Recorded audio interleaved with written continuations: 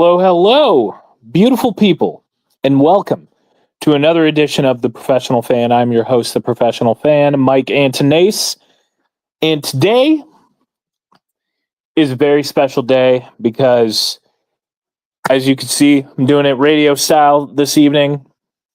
Just got a new house, been cleaning it up, been fixing it up, all that good stuff. I'm exhausted all the time now.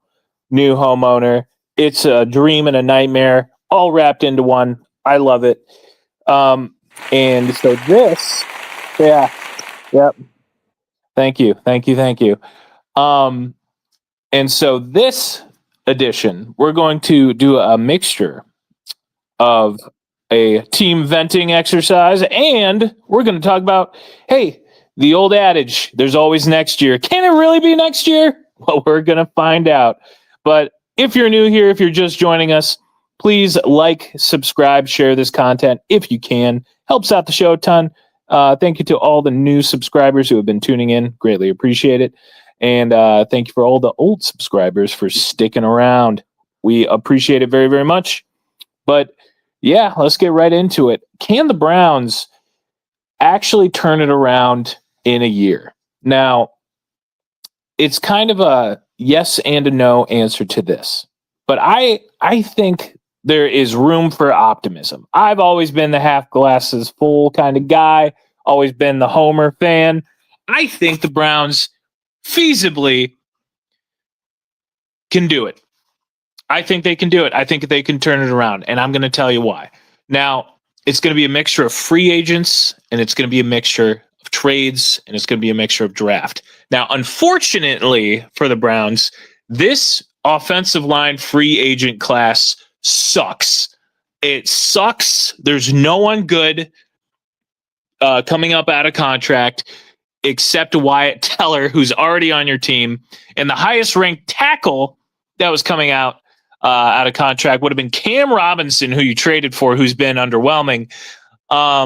So this free agent class for offensive line is awful. For receiver, it's okay. Some veterans floating out there, feasibly some trades you can make. There's still a lot of teams that might not keep their receivers long term. People are looking to the Saints and Olave. People are looking to the Jets and Garrett Wilson. Will they keep Garrett Wilson? They said he was untouchable, but maybe that changes in the offseason depending on what they decide to do with Aaron Glenn and company. But the free agent signings for the Browns specifically, I don't think is going to be where they make hay. The free agency this year is not going to be very spectacular. It's not going to be anything special, especially for the Browns' area of need. Unfortunately, the Browns' area of need, offensive line and wide receiver, if your team is worth a damn, usually signs those guys long-term and doesn't even make them available unless you're in a full rebuild like the Dolphins, like the Jets, kind of like the Browns, except we have pillars to build on. The real thing is going to boil down to the draft. Now, within this 2026 draft class, are there any guys that could feasibly turn it around for the Browns? It really depends on what we have in Shedeur Sanders. Hopefully we figure that out soon. I know everybody thinks it's been real weird. Why aren't they playing him? I don't know. Dylan Gabriel's been bad. He's been bad. And here, I don't even think the play calling was all that bad last week. I thought Tommy Reese had a good rhythm to him. He had a good balance. Dylan Gabriel just couldn't execute the damn game plan. And his size is a problem. If you have something in Shedeur Sanders, that helps the Browns out exponentially. Also, coaching is going to become into question. Do the Browns move off of Stefanski and keep Barry? Do the Browns move off of Barry but keep Stefanski? Do the Browns move off both of them and hire two new dudes? We're going to be talking about that till the end of the season. I'm sure every other Cleveland media member is going to as well, and I do not blame them. Those questions need to be asked. The coaching staff has been underwhelming. Kevin Stefanski's coach speak has stopped being, like Belichick-esque and being like, oh, he never says anything to media. It's kind of cool. Now it's becoming friggin' annoying because the team sucks. So there's no reason to be doing this coach speak. It's been pissing me off. And here I was behind Stefanski more than most people. And here I'm even ready to move off of him as long as it's an upgrade. But yeah, is this 2026 draft class good enough for the Browns to be successful? There are two things that have to happen. Find out, get to the bottom of, investigate, whatever you want to call it. Is Shedeur Sanders your long-term quarterback? Because it's already been made clear Dylan Gabriel's not that guy. I'm sure he's a great kid. I'm sure he's working hard. There is a spot for him in the NFL somewhere. I think he'll be a good backup, but he is not a long-term quarterback answer for the Cleveland Browns. That being said, if Shedeur Sanders is the guy, then you can spend those 2 premium picks on premium players that you need.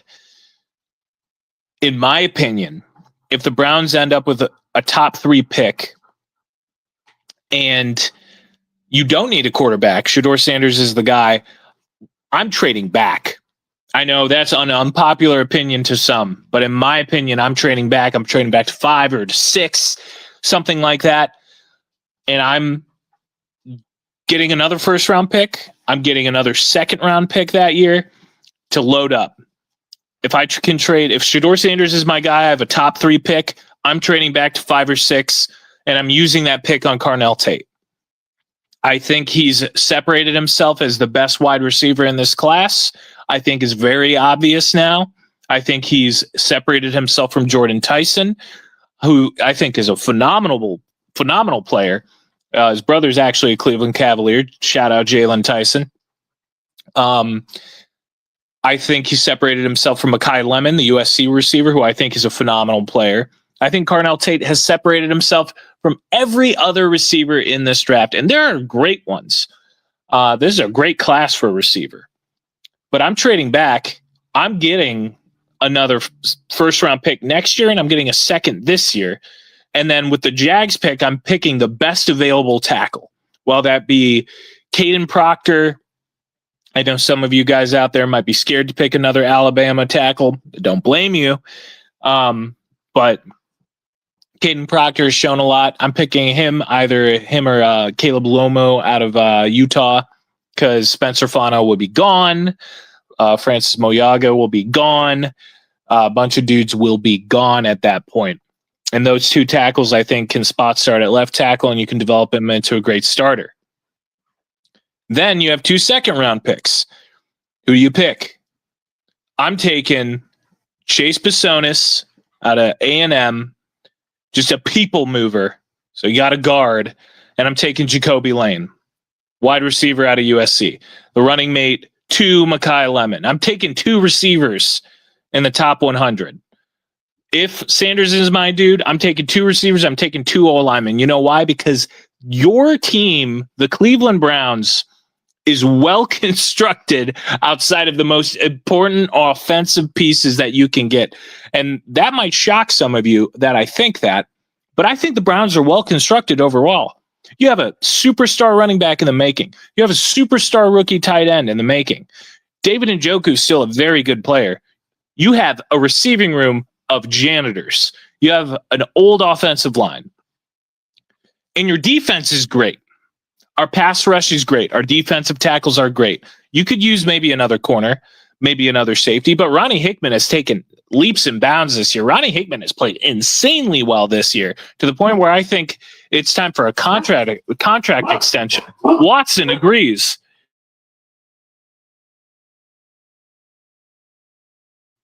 Apologies. My dogs want to get into the conversation. That's right, Watson. And just so all of you know, Watson, who's in the background, is not named after Deshaun Watson. He's 10 years old. He's a 10-year-old blue-nosed pit bull. And he was named because I'm a nerd and I like Sherlock Holmes. Not a Deshaun Watson name. He's too old to be named after Deshaun Watson. Got him when he was a puppy. Great dog. Likes to bark. But I'm taking 2 O linemen. I'm taking 2 receivers in the top 100. Third round, do what you want. Fourth round, do what you want. Fifth round, do what you want. I'm doing that, and the Browns, if Shedeur Sanders is the guy, are immediately in a better spot. Now, does that lead to a 10 or 11 win season? Probably not. It's probably going to take some time for those guys to gel, mesh, but I think the offense will be good enough to win some games at that point, and I think the defense will be able to hold it down. You could probably win 7 or 8. Or, on the reverse, Shedeur Sanders isn't the guy. They never play him for whatever reason, or he goes out there and doesn't play well, which is a possibility. Don't know if that'll be the possibility, but it can happen. So in that scenario, Browns have a top 3 pick, need to pick a quarterback. Saints are probably picking a quarterback. That's probably going to be Mendoza. The Titans are going to be bad. They'll probably pick a pass rusher, Ruben Bain. So you have your choice of Dante Moore, Ty Simpson. In that situation, I'm taking Ty Simpson all day long. Most NFL ready. Second first-round pick, if you stay where you're at with the Jags pick, which is probably going to be in the mid-teens, I'm picking either Chris Bell out of Louisville or Denzel Boston. Whoever's available. Chris Bell is a wide receiver 1. I'm picking him immediately. My second-round pick does not change. I am still either picking Chase Bisonis out of A&M. You get a starting guard. Or if he's there, someone who could be a starting tackle, but I think is going to jump up draft boards as the months go on, Blake Miller out of Clemson. Tackle out of Clemson, just a people mover, great technique, great footwork. Unfortunately, he's like ranked 41 right now out of the top 100 prospects. I think he's going to become a lot higher. He's probably not going to be available in the second, but at least as of right now, as of today, he is. And so I'm picking an O-lineman there. And then the third round, I'm picking another O-lineman. Best O-lineman available. Because that whole O-line needs fixed. Maybe DeJuan Jones comes back healthy and move him back to right tackle where he's comfortable. I don't know. He's been injured every year he's been in the league. He's not reliable there, unfortunately. He's put in the work to lose the weight. His technique is good, but can you rely on him staying healthy? So far, it's a no. Wyatt Teller, maybe you keep him, but Joe Bitonio is retiring. Center, you don't need to worry about. You have Luke Whippler, who I think is going to be a fine player. But you need to figure out left guard, and for whatever reason, Zach Zinner is inactive every single week. So that might be a wasted third-round pick. I don't know. I haven't heard anything about Zach Zinner. He was a captain on the Michigan championship team, left guard there. But this dude just, he's always inactive. I don't know why. I don't know if the injury was worse than everybody thought, and he just hasn't bounced back from it, can't bounce back from it. Who knows? But the Browns have some questions they need to answer. And for the Browns to successfully turn it around after this year, or at least turn it around to the point where they're a respectable, competitive team, 7 to 9 wins, which is, you're not a world beater. You're not someone that's, people are talking about Super Bowl wise, but for a team that is a respectable, plays complementary football, but just falls short because they're too young, but is a fun team, they need to focus solely on offense. This draft, not going to lie, guys, I don't care if the Browns don't spend a single pick on defense. Not a single pick. I'm not even being hyperbolic. I won't care. That's how big the needs are on offense right now. That's how like detrimental it is for the Browns. The Browns need 3 wide receivers, guys. They need 3 wide receivers. They need 3 O-linemen, 2 tackles. But excuse the long rant. Just wanted to get right into it. But joining me now, the main host of The Real Media, my best bud, it's Joseph Latman. I'm going to add him to stage. Or he's going to do it himself. Good evening. Good evening, Joseph. How we doing this fine night, this fine cold night? I'm doing good, brother. Oh, I didn't mean to cut off your rant. I'll just let you know I was ready. But Oh no, good I need rant to as well. bounce the rat off of someone. Yeah, yeah. But no, I'm doing good, brother. How about yourself? I know you've been the painting man. Oh yeah, painting, cleaning, fixing a bathroom, fixing holes in the wall. I've become Tim the Toolman Taylor. Don't sue me, home improvement people. But I've become Tim the Toolman Taylor this entire week. It's been entire week, entire month. It's been nightmarish. But beautiful home. Happy to have it. Great area. Can't wait to make it ours. But making it yours takes work. Shout out to all the homeowners out there who are dealing with the same stuff. I see you and I feel your pain. But homes aside, Joseph, let's talk about fixing this house, the Cleveland Browns house. Yeah, I mean, we got to fix that house from the ground up. First thing we need to do is find a franchise quarterback because, like you said earlier, Dylan is he's just not that guy. You're not that guy, pal. Trust me. You're not that guy. Okay. I love that. Okay? You? Absolutely. Yeah, he's not that guy, Mike. So we got to find a franchise quarterback. That's why Shador Sanders needs to get playing immediately. I've seen enough of Dylan Gabriel. I don't. What happens in 5 games? 5. Yeah. Yeah, I know. And I thought this would be the leash cutoff point. Like after 5 games, if he wasn't it, like all right. The fact they gave Flacco 4 and gave him 5 is just crazy. But yeah, I mean, I've seen enough of this guy. I mean, 5 games is enough for me. I know Mary Kay said the other day they want to develop him. He's a 3rd-round pick and let him play for a long period. But if he's your best chance to win, everybody should be fired. And then B, is Shador, to their eyes, is Shador that behind? Because I don't believe that personally. And you and I both said this, and a lot of people have. I don't think that front office made that pick of Shador. I think the ownership did. But so I think that's a lot of it. But at some point, you got to put the kid out there. You got to see what he's got. Because if you don't, I mean, it's going to be an unknown. I'm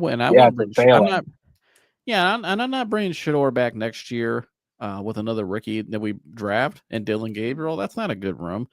That's just too much drama. It's not a good mix. And I don't think that's a great place, to start a rebuild and start getting back on track. Let's see here. The Palms 2 says Cleveland needs to do better by replacing Kevin, create an offense around Shador, and use premium picks on O-line, wide receiver, Carnell Tate this year, Jeremiah Smith next year. Here's the thing, where I think if Shador does go in there, it looks like he can be somebody moving forward. He could be the guy. Obviously, that changes a lot because now I can take Carnell Tate, my top 5 pick. I can go out and get Caden Proctor, the interior lineman from Penn State. I think a guy who's going to shoot up a lot of boards that I like the most is Trey Zune out of Texas A&M. Offensive tackle, you can move him inside, outside. So I think some of those guys. And then you can go get another wide receiver, like you said, a Jermaine Bernard or the kid out of Washington or Jacoby Lane, or the kid at Chris Bell, whoever you like. Go get one of those guys, and then you can go figure out what are you gonna do at tight end. You bring back Dave. If not, you got to take a tight end probably. But I would bring back Dave personally, just for. I'd bring back Dave. This tight end class is not very good. Yeah. So then you got to go get some DBs. You got to get some corners. You got to get some safeties. I would go there for depth reasons. I would try to finally get a true free safety. But maybe you take Caleb Downs, top 5. If you think he's that high of a grade, maybe he's just a can't miss guy, which I think he might be. But so I will start there. Right. But if Shador's not the guy, so now we got to take a quarterback. Here's what I would do. What do you think we'll pick right now? If you had the as of right now, we have the 4th pick. I estimate that we'll probably end up around 3. The Saints are. I think we'll be top 3. Yeah, the Saints are worse than us, and I don't think the Titans will win another game. All right. So But the Titans are surely not taking a quarterback. They can't. no. So Saints are probably, let's say the Saints take Mendoza, right? Let's just say that. I would take Ty Simpson. Okay. And then I would also go sign Mac Jones, who I think has shown a lot this year and has really matured a lot. I think he could be one of those guys who found his footing again in the NFL and maybe might become a decent starter. I thought Mac Jones has played pretty well this year when he's played. So I would go with Mac Jones and I would go get Ty Simpson, both Alabama boys, and I'd bring them in here. So now I got a bridge guy and I got but I'm hoping to be a franchise player in Ty Simpson, who I like the most right now still. I think Ty Simpson's game out of all the quarterbacks in college translates the best to the NFL, personally. So I would still go with him. But a lot of that's going to depend on who's coaching and who's in the front office and running the team as president or whatever happens, because what's going to be their preference. So, but I would say him for right now, and then in the second round we go get the best receiver available. And I would, how many second round picks do we have? What do we have? 2 first. So my second first round pick, I would yeah. go get the best receiver available, and then Chris my Bell, second more round than pick, likely. yeah, and then my second round pick, I'll go take Dre Zune, who I think could be a long-term starter tackle in the NFL. And then I would fill out my roster that way. I'd take 2. I would go quarterback, receiver, offensive lineman, maybe offensive lineman again, or corner or free safety, excuse me.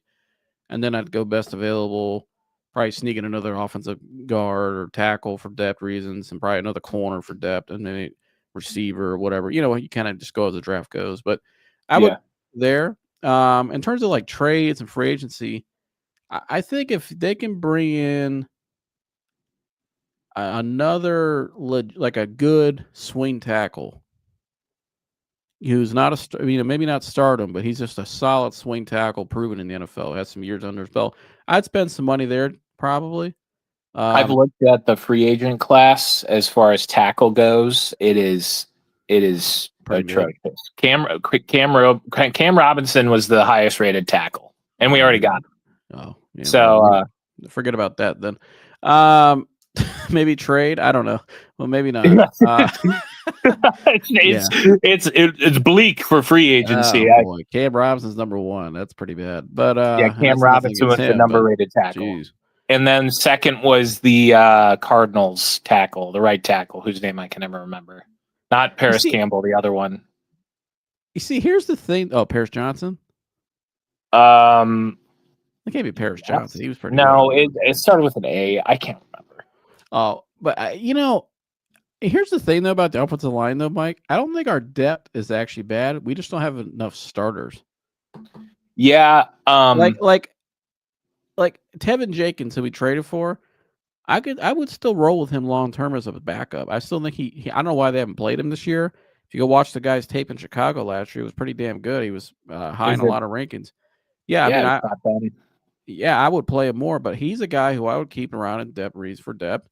DeJuan Jones is still going to be on the roster, I think. So maybe make him the swing tackle off the bench and let him, kind of continue to develop and get his body back right. And then you just go out and draft. You got to draft probably a left tackle. But here's the thing, though. Do you really want 2 rookie tackles out there with a rookie quarterback?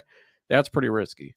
So yeah, I could see one, but I think what they need to do is kind of go back what they did in 2020, where you had a strong running game, right? And I think that's the second thing they got to figure out is probably, do we have a legit number 2 back so we can go, we can rotate 1 and 2 like we did with Chubb and Hunt. We got Juckins. We need one more guy, I think, that can be the legit guy. So, because Sampson to me can be that, but he hasn't shown it, and I worry about his size long term. So I think they need to figure that out too. Maybe Brandon. I would maybe go out if I'm assigned somebody, maybe another backup, like a true number 2 back. So I would go there, and I would just build my team like I did in 20 in a lot of ways, where I had a veteran offensive tackle. I brought in a Jack Conklin, right? I made sure my interior was pretty good as I can get it. I think Whippler will be a good option, like you said. I think he showed a lot in preseason. I think he'll be fine. Zinner, I still think can be good. I know he's just been hurt, but he hasn't really had an opportunity to really play either. And and he's inactive all the time. That's the most concerning thing for me, Joseph. I don't know if it's his injury was way worse than like that's what I was everybody about else. to say. I mean, that was a pretty bad injury he had.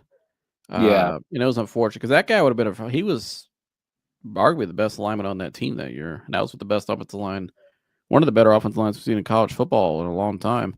Right. So, and I think that injury, when you have a catastrophic injury like that, it's hard to recover. I mean, a lot of times too. I don't know what his injury report has been here, like his other injuries since that. But if I had to guess, if it's leg stuff, and this is just speculation on my part, I could be wrong. I don't know if you know what injuries he has since he's been here. It was all lower leg injuries. Let me look Which that up. Because if it is, that makes sense. Because when you have an injury like that early on in your career, a lot of times, like you look at Joe Burrow, right? Joe Burrow had that big injury like that early on in his career, right? yeah. And what has Joe Burrow had since? He's had non-contact lower body injury. He had another injury in his lower body, and I think he had another. What was his injury this year? I think it was another lower body, wasn't it? I think it was kind of turf toe that he needs surgery on. Okay, but he's had a lot of times. What happens? You get those injuries down low. You know what I mean? Like in your ankles and up, it builds up. It goes from your ankles to your knees, then your knees to your hips. When you have injuries like that, so I think a guy like him, that's probably a lot of it. You know what I mean? So, that's unfortunate. But I think Tevin Jenkins can still be a guy to me. I agree. Wyatt Teller, I mean, he's not under contract, but like, I'd keep Wyatt. I would keep Wyatt at this point because it's like, what other He option doesn't are we want to going to leave. have? And he doesn't Yeah, want to leave. and he He wants loves to being be in here. I Cleveland. mean, that's important to me too. But it's like, what other option are you going to have? Right. Yeah, And two of your players. you can't roll out. And I don't expect these same guys to be making these decisions this offseason. I don't. So whoever the new person coming in, they're not going to be running like a mercenary program anymore. So whoever we bring in, I would hope they value a Wyatt Teller, a guy with experience, locker room, and I know what I have in him. I'm not going to roll out. I'm not going to go out and draft a bunch of rookies and whoever's been sitting on the bench riding the mat on the sideline and just throw them out there like it's a college program. It's not. This is the NFL. You got to have guys that are proven and are going to be ready, especially if you're going to put a rookie quarterback back there because we're seeing the price of that this year. I can't throw it all on Dylan either because Dylan doesn't have a lot of good structure around him right now to even grow as a rookie quarterback. If you look at it, even if you put Shador out there, Shador's not going to be in the most ideal structure to grow and develop. You know what I mean? So, outside of Quinshon Judkins and Harold Fannin and the tight end group, what does he have? He ain't got nothing. Right. So that's why I think that's how, if I'm looking, how can I get this team from point A and let's say point B is just get back to being competitive again, right? Like you're talking about, can we do it in a year? If I get the right quarterback, A, that's I got to hit on that more importantly. B, I got to build up my offensive line where it's still a good balance of talent, the best talent I can get, but also I think some veteran experience as well. Leadership, you got to have that up front, right? So I would go with probably a rookie left tackle, but I would try to still get a veteran tackle on the opposite of him, right? And then I would probably bring back Wyatt.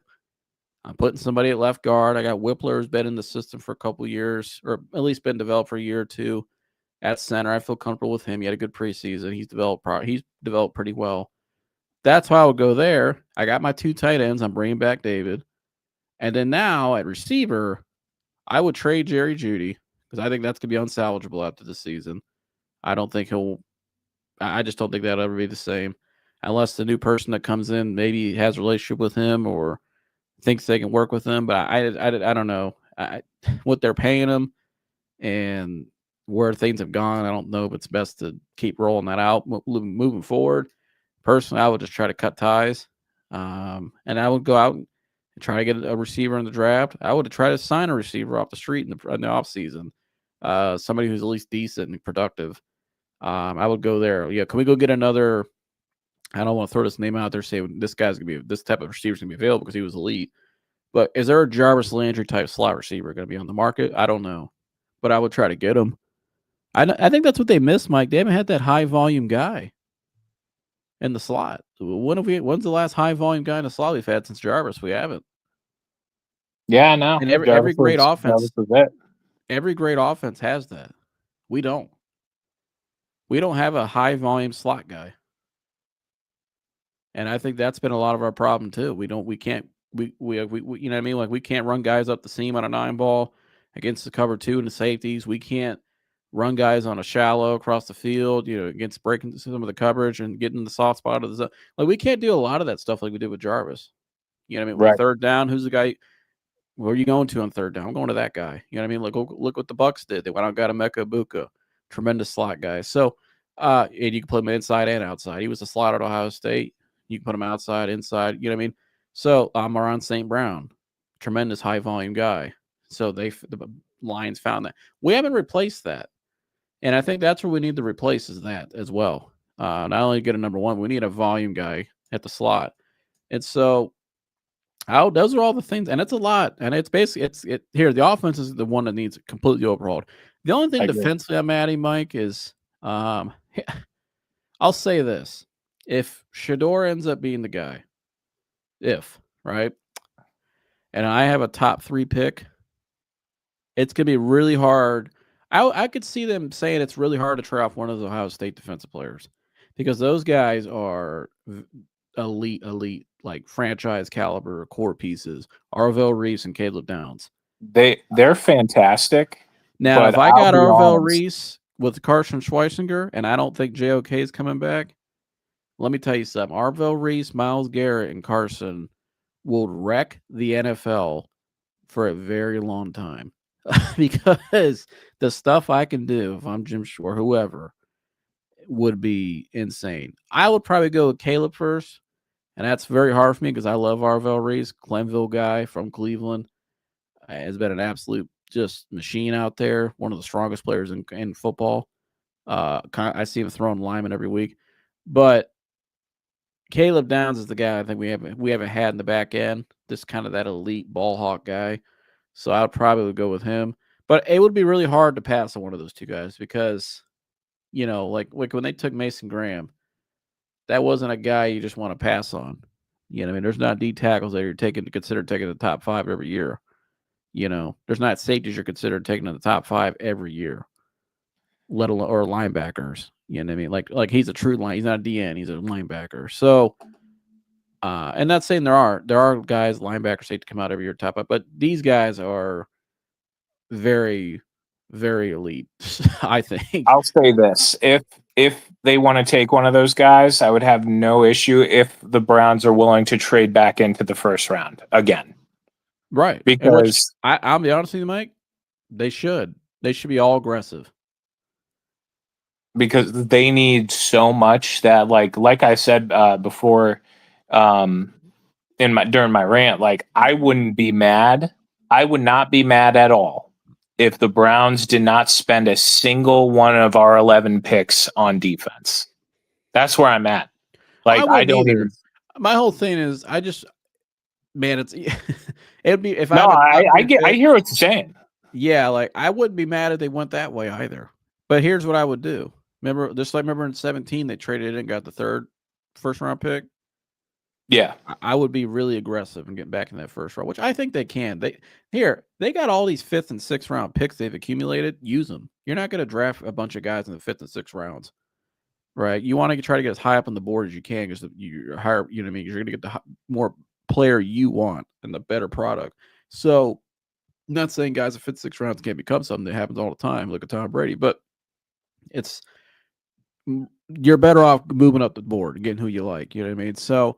I would use a lot of those back end picks we have, and really get aggressive. I would.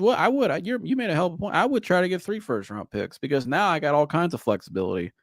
And what if Shador is the guy, Mike? And what if I get Caleb Downs, the best receiver, and a tackle in the first round? I'd be cool with that. You just now set yourself up for. You're pretty good. You know what I mean? Like you got a receiver, now again, that's if Shador hits. Now if Shador doesn't go, right? What if Ty Simpson time. Ty. Ty Simpson, Ooh, Ty time. receiver gotta and copyright tackle. that. I would still move back. Or you know what I would do if I got a first round pick, Mike? You know what I would do? Give me Ty Simpson and 2 receivers. Oh, I'd be all about that. I was actually just about to float that out. I was like Parnell Tate and Chris Bell. That would be a hell of a room, dude. Chris Bell's so good. That's what I would do.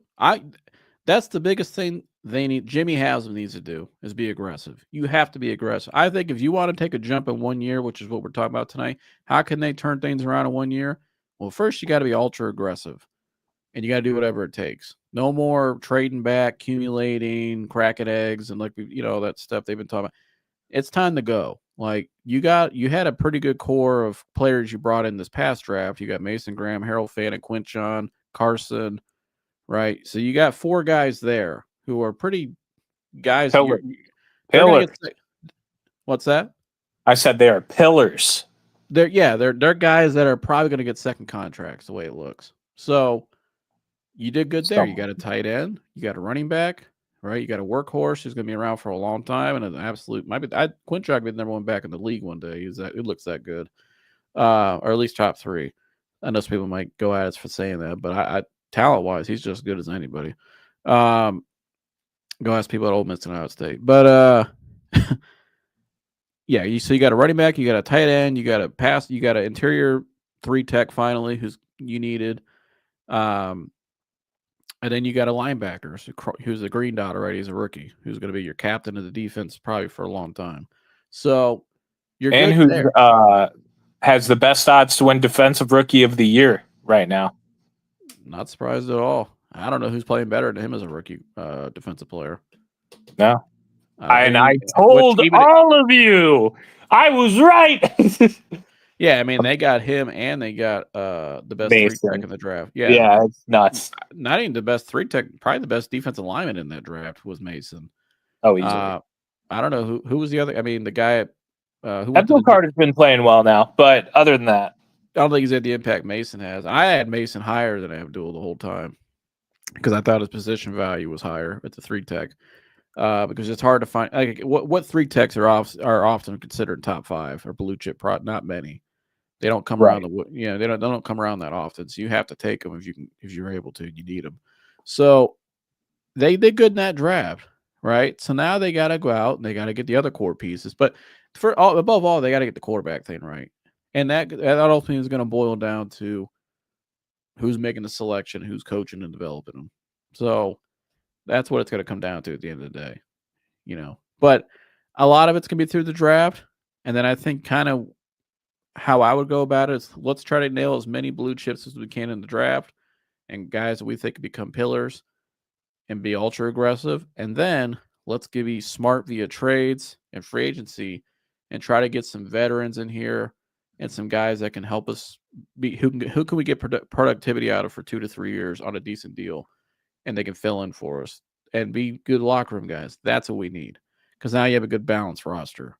What you don't want to have is really old and really young. That's an imbalance. Right. Like I think that's a lot of Pittsburgh's problem that they've had. A lot of those years when they were able to get over the hump and win a playoff game, they were really old and really young a lot of years, and they didn't have that in between balance. You got to have that. So I think that's what the Browns got to find.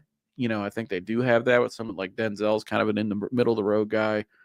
Miles is in the middle of his prime. So you have that core guys like that, but get more guys like that. And so that'll help these veterans as well have more confidence. And, in terms of the quarterback room, and I'm going to go on a long rant myself, but in terms of the I'm curious what you think about this. In terms of the quarterback room, I wouldn't bring back Dylan Gabriel personally. Because I don't want him as my backup either. And so I just think he's an NFL quarterback. I don't. So I would cut that whole room. Unless Shador becomes the guy, I'm wiping out that whole room. And I would bring in Mac Jones either way. I like Mac Jones as a bridge option. I'm curious what you think of that. I do too as a bridge option, but he's going to command money. He's played so well that there's going to be a team out there that's going to be like, Mac Jones is our quarterback. And like give him a Daniel Jones or a Sam Darnold treatment. there's going to be a team out there that's going to give him that money. Yeah. And I don't think the Browns, and I don't think the Browns are in that position to do that. I think they're like, we need a rookie quarterback. We need our guy, whether that's Shador or Ty Simpson or Dante Moore. I like your idea a lot. I think it makes sense, but I just don't think Mac Jones is going to be available in that way. I think there is going to be a team out there, believe it or not. I have him going to Pittsburgh in a long-term contract. In my little be their MO. Yeah, in my little board, because like he's a reclamation, has having an excellent year in San Fran. San Fran has Brock Purdy, and they already paid him all that money. So they have to, like, Mac Jones is going to find another home, but wherever his home is, that home is going to pay him a 4-year or 3-year multi-million-dollar contract. Yeah. And the Browns just aren't going to do that. They'd be willing to offer him a 1-year, like $15 million, $18 million. They'd offer him a really strong 1-year contract, but I think Mac Jones is looking for a long-term home. I don't think the Browns are in a position to be that or do that, No, I agree. Yeah, because you got the whole $80 million cap hit next year. It's going to be interesting to see what they do, because I'm looking at the free agency list right now. Gardner Minshew, Malik Willis, Carson Wentz, big Malik Willis guy, Case Keenum, Mitch Trubisky, now. Jimmy G. I'm good on him. Jimmy G straight. Kenny Pickett, Joe Flacco. Hell no, you traded both. They ain't coming back. Tyrod Taylor, Zach. Having Tyrod back. I always like Tyrod. Mariota, Wilson, Rodgers, Daniel Jones. Daniel Jones is getting paid. Daniel Jones, he scratch that name off the list. Daniel Jones he's going to get paid. His market value is $45 million right now. He's getting the bag. Honestly, I mean, I just need a bridge guy. So, I mean, Malik Willis is interesting. Carson Wentz isn't terrible to me. No, Carson. I mean, it's Carson Wentz. He got an arm. He's been in a bunch of systems. Look what he did this year with them. He filled in and did his job. That's all I need. Yeah, with the Vikes. Yeah, that's all I need. So I'm good with that. But give me him and give me Ty Simpson. I'm ready to rock, son. I'm also cool if they're like, hey, Ty Simpson's the starter, but they also bring in a veteran. Like, I'm cool with that. If from day one they're like, Ty Simpson is the starting quarterback. Let me throw out this scenario to you. I might break the internet with this one. You ready? Yes. Because this is going to make a lot of Browns fans get sick to their stomach and make their head spin. And I'm not saying I believe this, but we have to. With this, it has to be brought up just in case. What if? Because he's gonna play. If 4 goes in there, it looks like the guy we thought we were paying for. I don't even know, dude. Because I don't even know. I don't even know what you do. He's playing. So I'm pretty confident he's playing this year. I'll just tell you that right now. And so does Albert Breer and a lot of other people. He's playing. He may play before Shador too, which is that my gosh, people are going nuts. If that happens. But it's Cleveland, that's how we do it. Not say we, but that's how they do it. I wish, they hired Mike and I. We'd probably go in there and clean house and do stuff, but different way. But anyways, I'm just telling you, what if, Mike, he goes out there with Tommy Reese now calling plays and not Kevin Fine. He finally has somebody else calling plays for him. And what if he does look like somebody decent? I mean, nobody's discussed that, because all we've heard is he going to play? Like, he's going to get activated to the practice squad. He's going to get the 21-day practice window starting next week. What if the guy plays well? You never know. I mean, I wouldn't bet on it. When the owner comes out and says you're a swing and a miss, I'm surprised they even put them on the field to begin with. That's just me. Yeah, that's where I'm still like, I don't think they do it. Because every time that they ask him, because Deshaun keeps posting stuff about like, oh, I'm healthy. And, they ask Kevin, and Kevin's like, I don't think that's our plan. He legit said it. Like, that's the only question he's answered with any sort of honesty is like, hey, I don't know. I don't know, To be honest with you.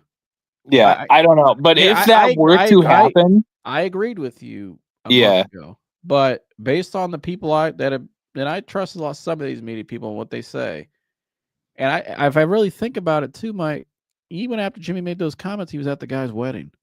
I know. So they're paying Mike. He's not going nowhere. They're paying him $80 million next year, and I felt like Albert Breer said it best. Shout out to Albert Breer. You can come on here anytime. Just hit the email. We'd love to have you. But he said it best on the radio recently, or I think it was a month ago. You're paying a guy $80 million. You might as well see what he's got, because hell, if it pans out, be something. I mean, and if you think about it too, Mike, who's still talent wise out of that quarterback room right now?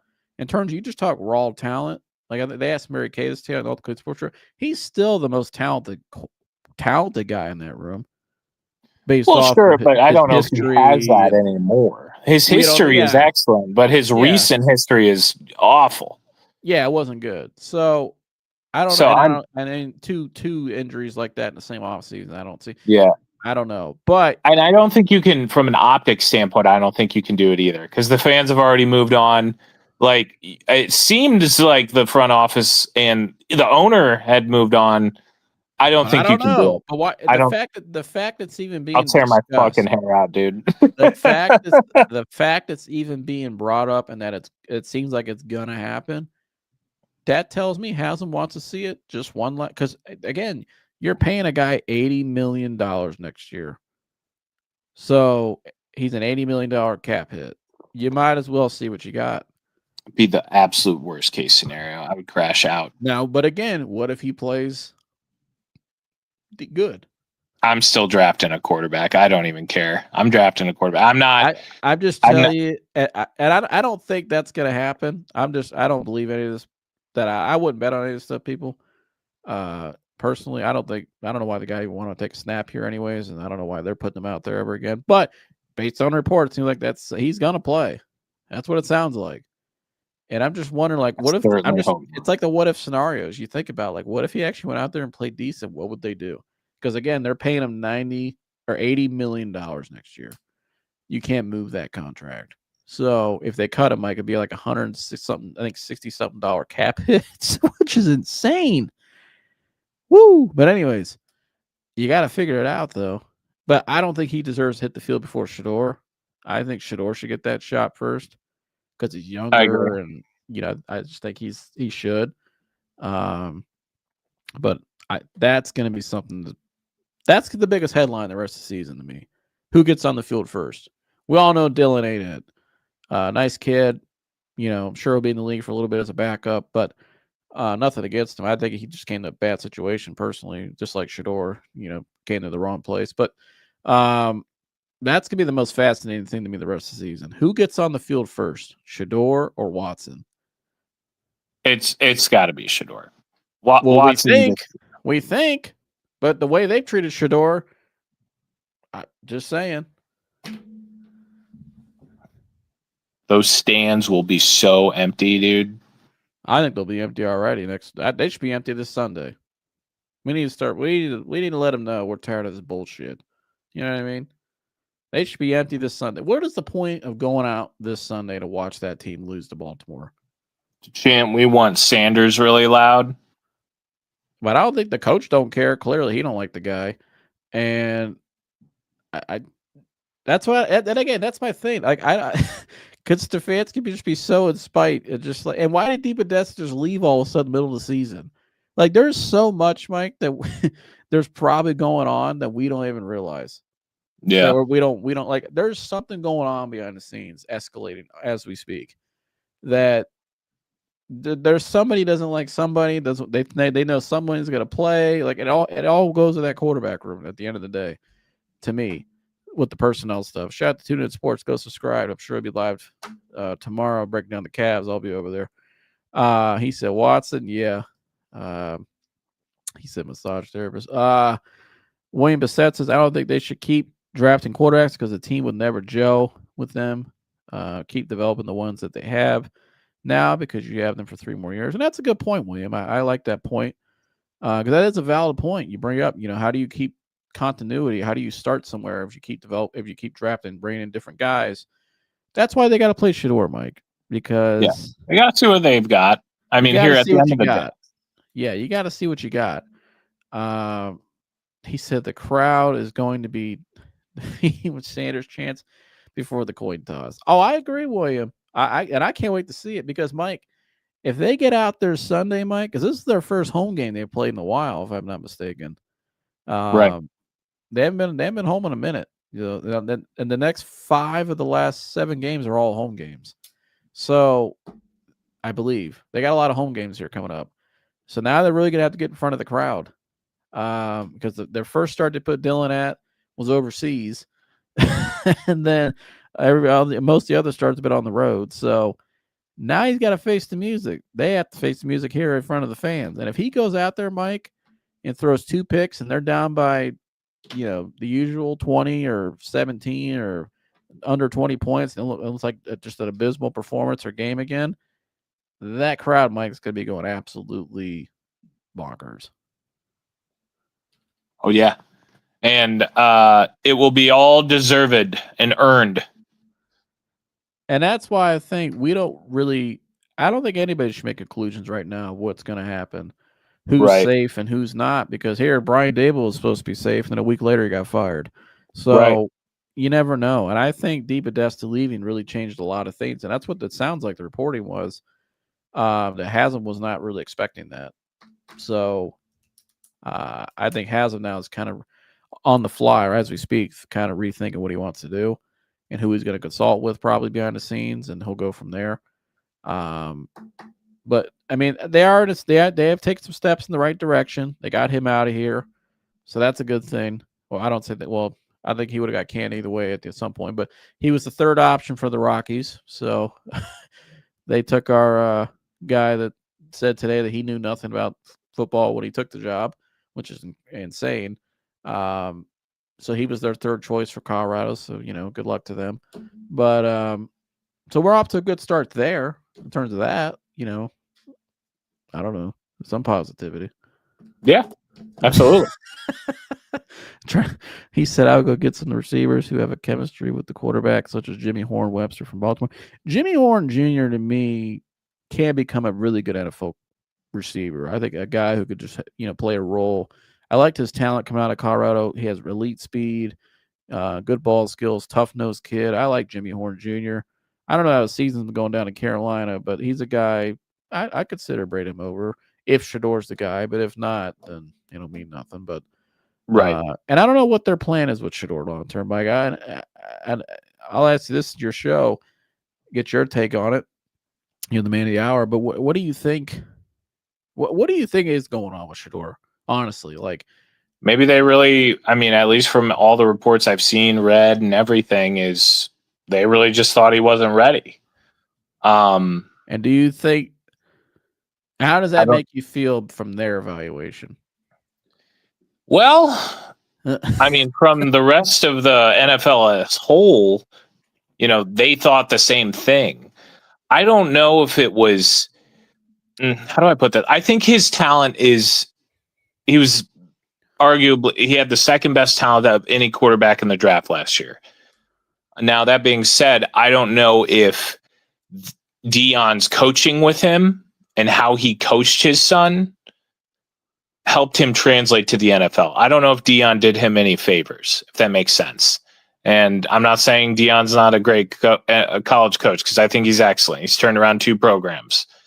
I just think the way he did it with Shador maybe didn't prepare Shador for the way the NFL does it, if that makes sense. There weren't enough different voices in the room for Shador. And maybe that made him start a little bit behind the 8 ball. I do think he and Travis Hunter were underdeveloped coming in the NFL. And that's not saying that's Deion's fault. No, it's Deion is a figurehead. He's the CEO coach of Colorado. His job is to attract and bring in guys in NIL and recruiting and manage. That's his job. All right. So, but where I think, look at Pat Shurmur this year. Does that look like a guy that should be a coordinator in college even? No. They're terrible with Pat Shurmur. Pat Shurmur's a terrible play call this year. He's not like a good offensive coordinator at all. He's just some guy who used to be in the NFL. He's using his name to still stay around. That's why they gave up play calling to the tight ends coach midseason already in Colorado. So what does that tell you? That's the guy he was coached by for the last 2 seasons. And the guy they ran out of town in Colorado and said was the bad guy, Sean Lewis. Guess what, Mike? He went to San Diego State and turned them around, and they're like I think they're like 5-2 right now, or 6-2 or something. They're on the rise. San Diego State, and this is the guy that took over Kent State before he went to Colorado, and Kent State was a MAC. Remember with Kent State? Remember that, Mike? When Sean Lewis, they were. Oh yeah, they were excited. They were good, and when he left, every place Sean Lewis left, they went to shit after he left. When he left Kent State, they were one of the worst teams in college football. And in Colorado, they promoted Pat Shurmur. He does not look like a good offensive coordinator. They demoted him from play calling. So that's who Shador was coached by, was Pat Shurmur. So what does that tell you? I think he probably had some things he probably wasn't developed where he needed to be when he came in. That's not his fault. That's not Deion's fault either. And again, Deion just put in there who we thought, but I think Shador definitely did not get the offensive coaching I think he could have got more of in college. Because again, look at that system look at that program since he left. They're even shittier. He actually made Pat Shurmur look pretty good. Him and Travis Hunter, they made Pat Shurmur look like a genius. Yes, they did. So when really it's shit. So I think that's a lot of it, but I think Shador's handled it properly. I think he's had the right mindset. He's doing a lot of great things in the community off the field. You got the person in the car the other day I thought was cool. He's had the right mindset. I think he'll be ready when he gets out there. And he definitely has a higher upside, no doubt, between him and Dylan. That's not even close to me. But, I don't know. I think there's a lot more to win into that than people realize. Oh, yeah. Well said. And with Travis Hunter, the guy's already out for a year because it's hard to play two ways, and not only in college and really high school and college, it's hard to play two ways, but it's hard to play two ways in the NFL for sure. That's why not many people do it. So I think he's going to have to just decide what side of the field does he want to play on. Right. So, he was making them way too much money from jerseys. Oh yeah, he's generated them like over $300 million in revenue. They've already made up the Watson contract through Shador alone. So I don't know if an owner wants to trade off of that either or get rid of that, but that's just me. Deion was a coaching quarterback. Shador, a quarterback coach, is coaching him. Tom Brady's one of them. Well, Tom Brady wasn't his actual quarterback coach. Tom Brady he worked out with Tom Brady here and there for like couple times, and he would just consult with him. Like he could text him here and there, but he wasn't like his actual coach. But your coaching comes in every day in the building. That's where you're coached every day. And you look at who they've had there at Colorado, Pat Shurmur, to me, there's a reason why they took play calling away from him this year. And that's why Deion is going to completely wipe out that staff after the season. I guarantee you that. And I'm sure he looks at Sean Lewis now running him out. Probably wasn't a good idea. Because Sean Lewis, don't be surprised if Sean Lewis gets the UCLA job. Just tell you that right now. But yeah, when Deion wipes out that whole staff in Colorado the rest of the season and reboots it, I think people will look back and say, okay, that's who Shador was coached by in college, was some offensive staff people that probably shouldn't have been there, which did him a disservice. Right. And that's nothing against. I think Deion came into a situation where he had to get coaches he can get. He took over a bad program in Colorado and it made him respectable, you know what I mean? Or, at least they're watchable. So, because they were 1-11 before he went there. Now, I think this year has been obviously a terrible year. I think that's why he's going to wipe out everything after the season. And I know his son said after the game last week that changes are on the way, no doubt. So, I think a lot of that's coaching staff, because what makes a great head coach is the staff he puts around him. That's one of Stefanski's knocks, in my opinion. A lot of great coaches they let walk out of here, they fired, and the offensive staff has been an influx. It's been a revolving door, and I think that kind of it's reflected on the field with the Browns' offensive performance the last 2 years. Because again, what makes a good head coach is the staff they surround themselves with. Agreed. Sorry for my rant, but Shador is more prepared because he's outperformed Dylan Gabriel at every level in college, and CU was way worse than Oregon. Dylan had an established team, and Sanders didn't. Well, I mean, Dylan had more starts in college. Not that it really matters to me, but I do think Dan Lanning was a much better offensive coach than Pat Shurmur. That's not even debatable. I mean, go ask anybody in football, they'll tell you that. That ain't even close. Boycott the shit, bro. That's Parmesan. Good to see you. We had enough of this crap. 25 years, man. That's my entire lifespan. Damn. Ugh. Is Ron Rivera still coaching? That's a good question, William. I don't know. I know last time he was coaching. I think he went to college. Is he in college now? I think so. Because last time he was coaching, I know he was sick. With the Commanders, I'm not mistaken, right? Yeah. Let me look that up. Ron Rivera. But you got any closing thoughts here, Mike, on your professional fan episode? I do have some closing thoughts. It's why these folks should like, subscribe, and share. Folks, thank you so much for joining us this evening on Will the Browns, Can the Browns, If the Browns, Do the Browns, Will they fix it in a year? And we had some great discussions. Thank you for everybody who commented in. Thank you for all the new subscribers and old subscribers. We appreciate you all. If you could share this content, helps the channel out a ton and helps us spread it around. We're a little over 800 subscribers, trying to reach 1,000 before the end of the year. So if you could do that for us, greatly appreciate it. But yeah, thank you all for joining, and thank you for all who chatted in and all who will comment in on the watch back. But thank you all. We Shout love out you to very William. much. He said, "Awesome show." Thank you. Appreciate you, We William. appreciate you. You guys are awesome. Oh, hold on. There we go. By the way, Ron Rivera is the GM at Cal Berkeley. Football GM at Cal Berkeley. Yeah. So he's definitely a guy who's probably taking a lesser role after the health stuff. And yeah. And he wasn't the same. When his mother passed away, he wasn't, that hurt him a lot. Yeah, I mean, as it would anyone. He's a lot older guy, 60s, had a good career coaching, but shout out to him. But how can Jimmy be so blind? Fire everyone, clown ass. Hate him. Someone said we should hire Andrew Berry's brother and promote Andrew to president. I don't know. It's not a horrible idea. His brother works under Howie Roseman like Andrew did. Okay. I'll have to look into that more. Tune in sports. Shout out to you, brother. Road to 1K. Y'all will reach 1K very soon. Yes, we will. We're getting very close to it. So please subscribe. And we hope to see you guys back if you're new tonight. Shout out to William, Parmesan, Tune. Who else? Picture Man 63. Chantel, always good to see you, girl. The Palms too, good to see you. So shout out to all you guys, and love all you guys. Thank you for all your support, and stay professional, right, Mike? Yes, folks. Always stay professional.